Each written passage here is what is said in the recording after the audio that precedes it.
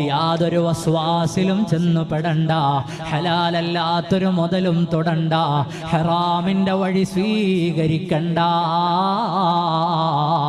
അങ്ങനെ സ്വീകരിച്ചാൽ നമ്മുടെ മക്കള് കേടായി പോകും, നമ്മുടെ കുടുംബം താറുമാറായി പോകും. അല്ലാഹു ലഅനത്ത് ചെയ്യുമെന്ന വിചാരം നമുക്ക് വേണം. ആ വിചാരം നമ്മുടെ മക്കളുടെ കാര്യത്തിൽ ഉണ്ടാകണം. അവരെ ഹറാമ് തീറ്റിച്ചുകൂടാ, ഭാര്യയെ ഹറാമ് തീറ്റിച്ചുകൂടാ. മക്കളെ നന്നാകണമെന്ന് ആഗ്രഹിക്കുന്നവരെ ഡെബിറ്റ് കാർഡുകൾ, ക്രെഡിറ്റ് കാർഡുകൾ, ഓൺലൈൻ ഇടപാടുകൾ, പലിശയുള്ള EMI ഇടപാടുകൾ, ഇങ്ങനെ തുടങ്ങി നമ്മുടെ ചുറ്റുപാടിലുമുള്ള എല്ലാ ഇടപാടുകളും സൂക്ഷ്മമായി നിരീക്ഷിച്ചോ. ഹറാമാണോ തലവെക്കണ്ട,